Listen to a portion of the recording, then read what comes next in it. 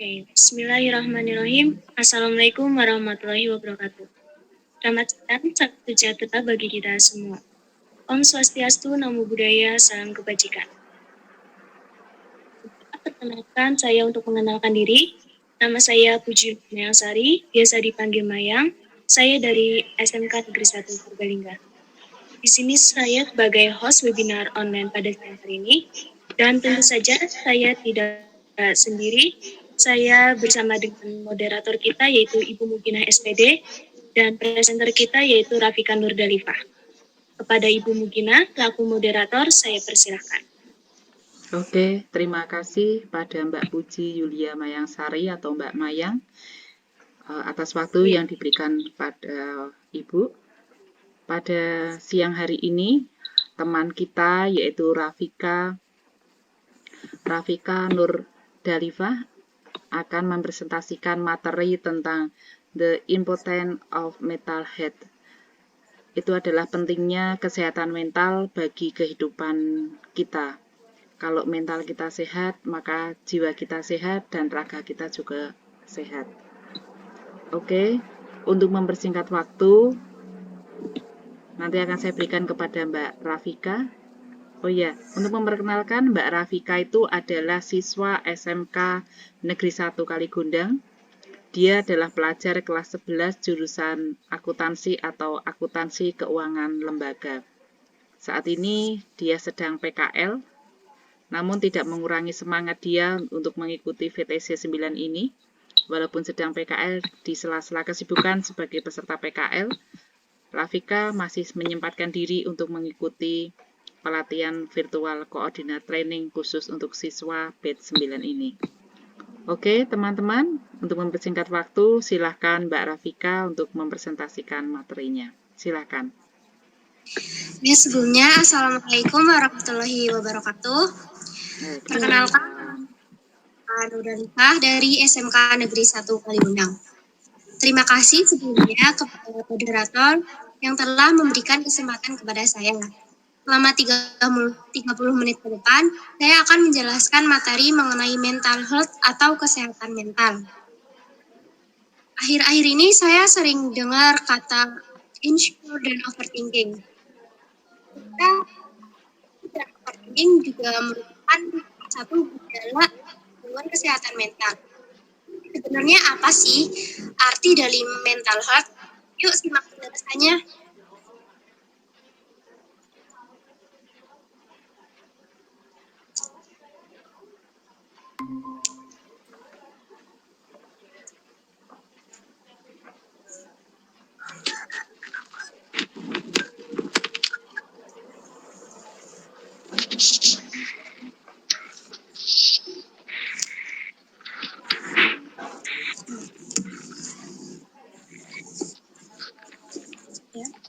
Mental health atau dalam bahasa Indonesia dikenal dengan kesehatan mental yang didefinisikan oleh Organisasi Kesehatan Dunia atau WHO adalah keadaan sejahtera di mana individu menyadari kemampuannya sendiri, dapat mengatasi tekanan hidup yang normal, dapat bekerja secara produktif dan berbuah, dan mampu untuk memberikan kontribusi kepada komunitasnya.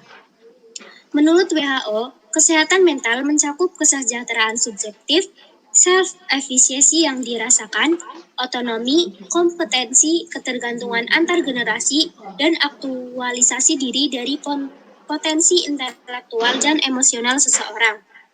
Dari perspektif psikologi positif atau holisme, kesehatan mental dapat mencakup kemampuan individu untuk menikmati kehidupan dan menciptakan keseimbangan antara aktivitas kehidupan dan upaya mencapai ketahanan psikologis. Perbedaan budaya, penilaian subjektif, dan teori profesional yang bersaing semuanya mempengaruhi bagaimana seseorang mendefinisikan kesehatan mental. Kesehatan mental dipengaruhi oleh peristiwa dalam kehidupan yang meninggalkan dampak yang besar pada kepribadian dan perilaku seseorang. Peristiwa-peristiwa tersebut dapat berupa kekerasan dalam rumah tangga, pelecehan anak, atau stres berat jangka panjang. Jika kesehatan mental terganggu, maka timbul gangguan kesehatan mental atau penyakit mental. total. Gangguan kesehatan mental dapat mengubah cara seseorang dalam menangani stres, berhubungan dengan orang lain, membuat pilihan, dan memicu hasrat untuk menyakiti diri sendiri. Beberapa jenis gangguan kesehatan mental yang umum ditemukan antara lain depresi, gangguan bipolar, kecemasan, gangguan stres pasca trauma atau PTSD, gangguan kompulsif atau OCD, dan psikosis. Beberapa penyakit mental hanya terjadi pada jenis pengidap tertentu, seperti postpartum depression hanya menyerang ibu setelah melahirkan. Gejala gangguan kesehatan mental. Gangguan kesehatan mental atau penyakit mental dapat diawali dengan beberapa gejala. Yang pertama, delusi, yaitu meyakini sesuatu yang tidak nyata atau tidak sesuai dengan fakta yang sebenarnya.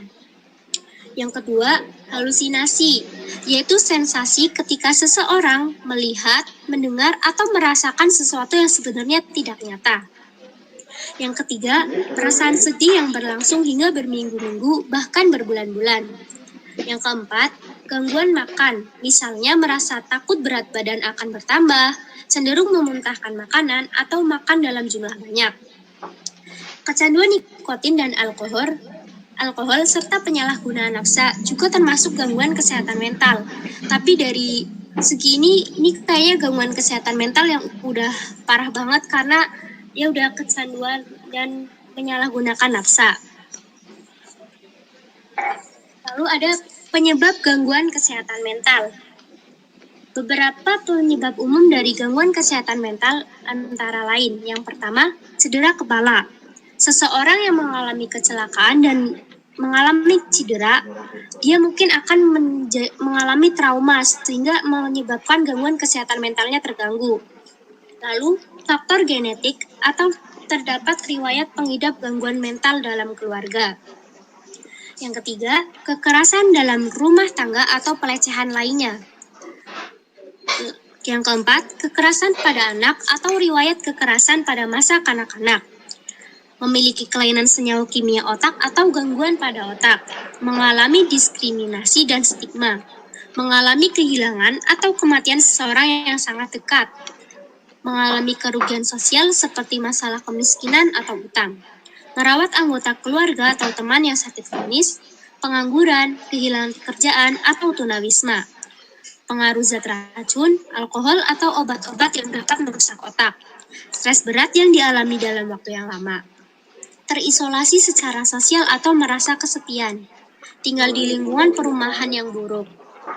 Nah, yang terakhir, trauma signifikan seperti pertempuran militer, kecelakaan serius, atau kejahatan dan yang pernah dialami. Jenis gangguan kesehatan mental. Ada beberapa jenis gangguan kesehatan mental yang sering terjadi dan dialami oleh remaja. Yang pertama, depresi. Depresi merupakan gangguan suasana hati yang menyebabkan penderitanya terus-menerus merasa sedih. Depresi bisa berlangsung hingga berminggu-minggu atau berbulan-bulan. Biasanya, orang yang mengalami depresi lebih suka menyendiri. Yang kedua, skizofrenia. Skizofrenia adalah gangguan mental yang menimbulkan keluhan halusinasi, delusi, serta kekacauan berpikir dan berperilaku. Skizofrenia membuat penderitanya tidak bisa membedakan antara kenyataan dengan pikirannya sendiri. Yang ketiga, gangguan kecemasan. Gangguan kecemasan merupakan gangguan mental yang membuat penderitanya merasa cemas dan takut secara berlebihan dan terus-menerus dalam menjalani aktivitas sehari-hari. Yang keempat, gangguan bipolar. Gangguan bipolar adalah jenis gangguan mental yang ditandai dengan perubahan suasana hati. Penderita gangguan bipolar dapat merasa sangat sedih dan putus asa dalam periode tertentu, kemudian menjadi sangat senang dalam periode yang lain. Yang terakhir, gangguan tidur. Gangguan tidur merupakan perubahan pada pola tidur yang sampai mengganggu kesehatan dan kualitas hidup penderitanya. Beberapa contoh gangguan tidur adalah sulit tidur atau insomnia dan sangat mudah tertidur atau narkolepsi. Ini ada contoh orang yang mengalami gangguan kesehatan mental. Depresi, lebih suka menyendiri. Skizofrenia, dia penderitanya tidak bisa membedakan antara kenyataan dengan pikirannya sendiri. Dia kayak terbayang-bayang jika ada orang yang menyakiti dirinya. Dia tuh berpikiran intinya nggak bisa bedain mana yang nyata sama mana yang di pikirannya. Terus gangguan kecemasan. Orang yang mengalami gangguan kecemasan pasti akan merasakan cemas berlebihan. Lalu gangguan bipolar. Banyak orang bilang dia gangguan bipolar, tapi dia gangguan bipolar itu kayak dalam periode tertentu dia merasa senang banget, terus periode tertentu dia merasa sangat sedih. Lalu gangguan tidur. Kebanyakan remaja sekarang itu banyak banget yang suka begadang. Itu termasuk insomnia karena dia sulit tidur. Lalu pencegahan gangguan kesehatan mental. Beberapa upaya yang dapat dilakukan untuk mencegah gangguan kesehatan mental. Yang pertama, menerima dan menghargai diri sendiri. Yang kedua, hindari penggunaan sosial media secara berlebihan. Yang ketiga, mendekatkan diri dengan Tuhan. Yang keempat, menjaga relasi dengan baik. Yang kelima, aktif berkegiatan. Yang keenam, mulai terbuka dengan orang lain. Yang ketujuh, sering berolahraga. Yang kedelapan, istirahat cukup. Dan yang terakhir, konsumsi makanan dan minuman sehat. Pengobatan gangguan kesehatan mental. Jika kamu mengalami gangguan kesehatan mental, lalu kamu berkonsultasi kepada dokter, ada beberapa pilihan pengobatan yang akan dilakukan dokter dalam menangani gangguan kesehatan mental, antara lain psikoterapi. Psikoterapi merupakan terapi bicara yang memberikan media yang aman untuk pengidap dalam mengungkapkan perasaan dan meminta saran. Psikiater akan memberikan bantuan dengan membimbing pengidap dalam mengontrol perasaan. Psikoterapi beserta perawatan dengan menggunakan obat-obatan merupakan cara yang paling efektif untuk mengobati penyakit mental. Beberapa contoh psikoterapi antara lain cognitive behavioral therapy, exposure therapy, dialectical behavior therapy, dan sebagainya. Yang kedua, obat-obatan. Pemberian obat-obatan untuk mengobati penyakit mental umumnya bertujuan untuk mengubah senyawa kimia otak di dalam otak. Obat-obatan tersebut berupa golongan selektif serotonin reuptake inhibitor, serotonin norepinephrine reuptake inhibitor, dan antidepresan tricyclic. Obat-obatan ini umumnya dikombinasikan dengan psikoterapi untuk hasil pengobatan yang lebih efektif. Lalu, rawat inap. Rawat inap diperlukan jika pengidap membutuhkan pemantauan ketat terhadap gejala-gejala penyakit yang dialaminya atau terdapat kegawat daruratan di bidang psikiatri, misalnya percobaan bunuh diri. Lalu, support group. Support group umumnya beranggotakan pengidap penyakit mental yang sejenis atau yang sudah dapat mengendalikan emosinya dengan baik. Mereka berkumpul untuk berbagi pengalaman dan membimbing satu sama lain menuju pemulihan. Lalu ada stimulasi otak. Stimulasi otak berupa terapi elektrokonvulsif, stimulasi magnetik transkranial, pengobatan eksperimental yang disebut stimulasi otak dalam, dan stimulasi saraf vagus. Membuat rencana bagi diri sendiri, misalnya mengatur gaya hidup dan kebiasaan sehari-hari untuk melawan penyakit mental. Rencana ini bertujuan untuk memantau kesehatan, membantu proses pemulihan, dan mengenali pemicu atau tanda-tanda peringatan penyakit. Alasan pentingnya menjaga kesehatan mental. Ini poin penting bagi kita supaya kesehatan mental di dalam diri kita itu terjaga dengan baik. Yang pertama, menurunkan resiko gangguan mental.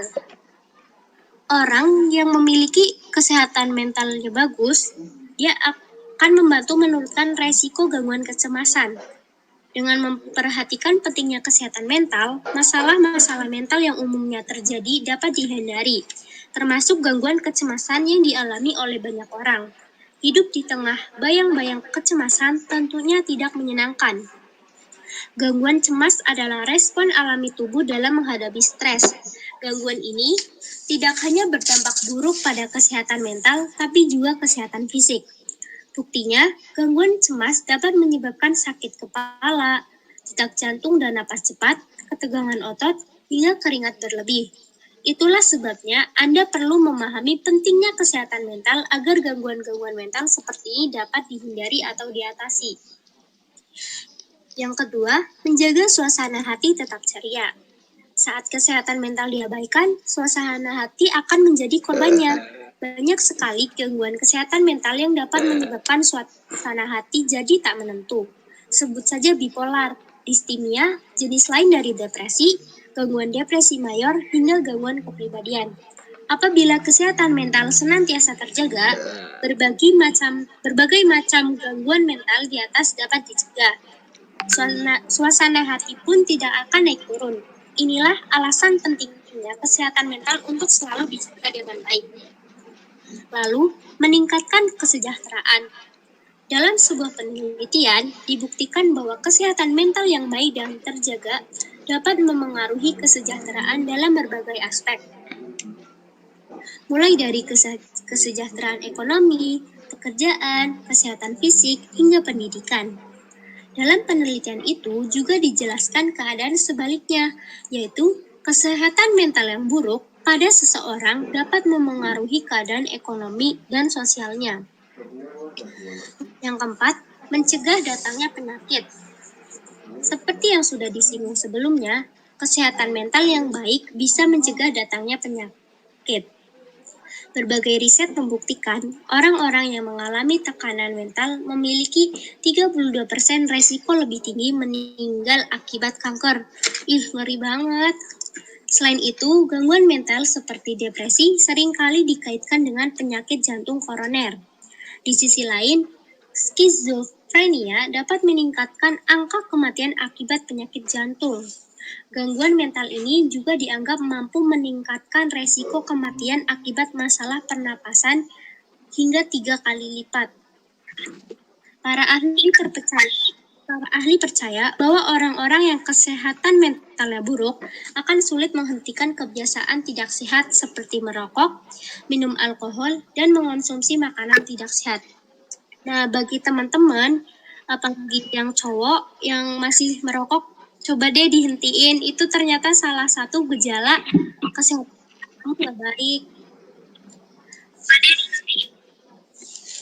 Dan demikian sekilas informasi tentang kesehatan mental yang dapat saya sampaikan. Kurang lebihnya mohon maaf. Semoga apa yang saya sampaikan bisa membantu. Jika ada yang ingin ditanyakan. Oke, ya. Terima kasih Mbak Rafika. Materinya bagus sekali tentang kesehatan mental yang selama ini mungkin kita nggak terlalu memperhatikan. Padahal ternyata kesehatan mental itu penting sekali dan sangat mempengaruhi perilaku hidup kita ya, ternyata ya. Mungkin dari teman-teman yang ada di sini ada yang mau ditanyakan, silakan. Bisa langsung menghidupkan mic-nya atau bisa melalui chat. Silakan kalau ada yang ditanyakan. Ada yang bertanya? Yes, ya. Mas Rofik itu mau bertanya, Mas Rofik?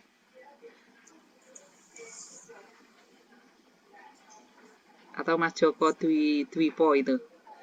Mungkin ada yang mau ditanyakan. Kalau kita bicara tentang kesehatan mental, Mbak Rafika, selama ini saya berpendapat kalau orang dalam gangguan kesehatan mental itu identik dengan orang gila gitu loh. Mentalnya terganggu. Nah, apa sih sakit apa sih gangguan mental? Gangguan mental itu identik dengan gila gitu loh, orang gila gitu loh. Atau orang dalam gangguan jiwa gitu. Nah, dari penjelasan Mbak Rafika tadi itu termasuk di situ apa enggak sih Mbak? Atau bedanya gimana sih antara gangguan kesehatan mental yang Mbak Rafika jelaskan sama yang selama ini beredar di dalam masyarakat bahwa orang gangguan jiwa itu ya mental atau jiwa itu ya orang gila gitu. Gimana Mbak Rafika? Ya, saya izin menjawab. Kalau menurut saya sendiri, orang gila yang sering dikaitkan dengan gangguan mental ya menurut saya itu awal mulanya orang gila itu emang kayak kena gangguan kesehatan mental yang ringan seperti depresi atau trauma. Lalu kelamaan dia merasa lebih buruk gitu.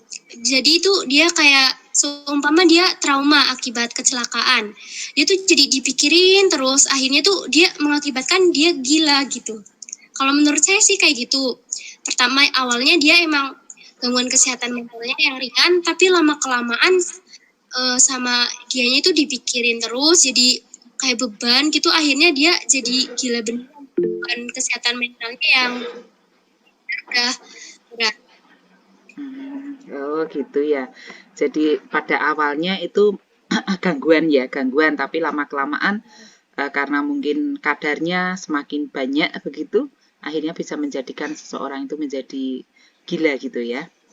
Oke Mbak Rafika, ini di chat ada yang bertanya ini dari Jadi Mbak Lydia. Izin bertanya Kak. kesehatan mental yang dialami oleh remaja generasi sekarang kan banyak. Menurut Anda sendiri, mana sikap yang seharusnya diambil oleh orang tua mengingat orang tua agak tidak peduli dengan kesehatan mental remaja? Ya, saya izin menjawab. Kalau menurut diri saya sendiri, kesehatan mental yang dialami oleh remaja generasi sekarang itu kayak contohnya insomnia gitu. Tapi ya kebanyakan emang orang tua itu kayak nggak peduli gitu ke anaknya kalau dia jamnya tidur tapi dia belum tidur gitu. Ya kalau menurut saya cara untuk ya sikap yang seharusnya diambil oleh orang tua, ya orang tuanya tuh harus menasihati si anak. Kalau perlu orang tuanya tuh mensosialisasikan tentang kesehatan mental gitu. Jadi kalau si anak kayak udah tahu tentang kesehatan mental, kalau dia ya salah satunya kan insomnia tuh. Sekarang banyak kan remaja-remaja yang insomnia, sulit tidur. Nah itu si orang tuanya tuh bisa ngasih pengertian dan nasihat ke anaknya supaya tidur tepat waktu, supaya dia tuh nggak mengalami gangguan kesehatan mental walaupun yang ringan gitu. Oke, iya. Tapi saya sebagai orang tua nih, Mbak Rafika, sebagai orang tua, kadang anak-anak saya itu kalau tidur jam 1 malam masih terjaga, saya tengok masih mainan game. Nanti nggak tidur mas, belum selesai gitu. Nah, ini dari orang tua ya. Kalau nanti anak itu diberitahu setiap saat, ayo tidur udah malam, ayo tidur udah larut malam, besok sekolah dan sebagainya, mereka cenderung marah gitu loh, cenderung marah. Terus diatur-atur hidupnya seperti itu. Nah, menurut Mbak Rafika sebagai anak muda yang mungkin juga Mbak Puji, Mbak Yulia, Mbak Mayang ya, Mbak Mayang ini juga mengalami nih Mbak Mayang. Halo Mbak Mayang. Mbak Mayang ini juga mengalami sukanya tidur tengah malam atau bahkan menjelang pagi hanya gara-gara mungkin chat dengan temannya atau mungkin dia punyanya kuota malam sehingga dia tidur larut malam atau bahkan menjelang pagi. Ini pengalamannya Mbak Mayang gimana nih Mbak Mayang? Iya, kalau saya sendiri, kalau semisal susah tidur itu pasti ada pikiran apa yang mengganggu pikiran saya, dan pasti sama ibu itu nanti tengah malam di tembok kamarnya, Dek, kok belum tidur gitu. Jadi saya langsung tidur. Walaupun nggak langsung tidur sih, Bu. Guling-gulingan dulu, cari posisi yang enak gitu. Oh, gitu ya. Dan ini bisa dikatakan kalau sulit tidurnya yang dialami seperti Mbak Mayang ini bisa dikategorikan sebagai gangguan kesehatan mental atau tidak ini Mbak Rifika? Kamu susah tidur itu kayak awalnya udah tidur siang itu apa enggak? Iya, kadang memang udah tidur siang terus malamnya jadi susah. Tapi kadang nggak gitu. Ya kalau kayak gitu sih ya menurut saya itu juga merupakan gangguan kesehatan mental, cuma itu yang ringan karena mungkin di siangnya udah tidur jadi malamnya susah tidur waktu itu. Jadi ya mungkin sulit tidur gara-gara siangnya udah tidur terlalu banyak waktu gitu. Oh, jadi kebanyakan tidur kalau Mbak Mayang ya. Oke. Ya, ini ada tanggapan lagi dari Kak Lydia nih. Betul Kak, kesehatan mental tidak hanya seperti depresi, tapi insecure dan overthinking tentang masa depan itu bisa mempengaruhi kesehatan mental anak remaja. Terima kasih atas jawabannya Kak. Itu tanggapan dari Kak Lydia. Mungkin Mas Joko ini, Mas Joko Dwipo Zainal Muhtar. Halo Mas Joko. Mas Joko, bisa mic-nya dihidupkan? Mas Joko? Oh, nggak aktif ya. Oke. Ya sudah. Nah, ini sebenarnya kita pengen melihat tanggapan yang cowok ini ya, bagaimana kalau cowok menanggapi ini. Soalnya kalau yang sering tidurnya pagi sampai larut pagi itu kebanyakan kan cowok ya. Kalau cewek kan mungkin ya ada, tapi beberapa atau karena kasuistik seperti yang Mbak Mayang alami tadi, karena mungkin terlalu banyak tidur di siang hari, atau seperti Kak Lydia karena mungkin terlalu banyak pikiran pekerjaan atau tugas-tugas kuliah atau sekolah seperti itu. Tapi kalau cowok mungkin agak lain sepertinya kasusnya. Ini cuman peserta cowoknya nggak aktif, jadi kita nggak bisa menggali informasi keadaan seperti apa yang dialami oleh para cowok-cowok di masa now ini. Gitu ya, Mbak Rafika. Oke, sebagai closing opinion, mungkin Mbak Rafika akan memberikan statement, silahkan. Kalau dari diri saya sendiri sih, saya cuma mau bilang ya, sekarang ini kan banyak remaja, apalagi remaja perempuan tuh kayak banyak yang merasa insecure dan overthinking. Mereka tuh kayak merasa dirinya kayak minder gitu. Oh, temannya dia itu kayak cantik, terus bisa ini bisa itu, kok saya enggak gitu. Ya, kalau menurut saya sih mending percaya diri aja, karena mencintai diri sendiri itu kan hal yang paling penting. Jadi nggak usah insecure lagi. Terus kalau soal overthinking, ya overthinking kan kayak mikirin hal yang terlalu berlebihan gitu, kayak sesuatu yang dipikirkan terlalu berlebihan. Kalau menurut saya selagi intinya kalau punya masalah tapi sama dia dipikirin terus nggak diselesaiin itu nggak akan ada berhentinya. Jadi kalau punya masalah atau pikiran yang terlalu berat, cobalah diselesaikan, coba bercerita dan terbuka kepada orang lain seperti orang tua atau teman, sahabat, ya orang terdekat gitu. Oke, itu closing statement dari Mbak Rafika. Tapi Mbak Rafika, sebelum ini saya sudah closing statement, tapi ini ada yang masuk nih, Mas Faisal Hans ini. Halo Mas Faisal. Mas Faisal. Audio bisa dinyalakan Mas Faisal? Halo, Mas Faisal. Nggak mau komen ya. Kalau mau saya pengen menggali apa namanya dari cowok ini bagaimana. Oke. Ada pertanyaan mungkin lagi atau cukup? Ada mau tambahan dari Mbak Mayang mungkin? Mbak Mayang ada yang mau ditambahkan untuk closing statement dari Mbak Rafika? Cukup ya? Oke, kalau cukup teman-teman semuanya itu tadi materi tentang kesehatan mental yang sebenarnya ini sangat-sangat menarik kalau kita bahas dan kalau kita bisa memadukan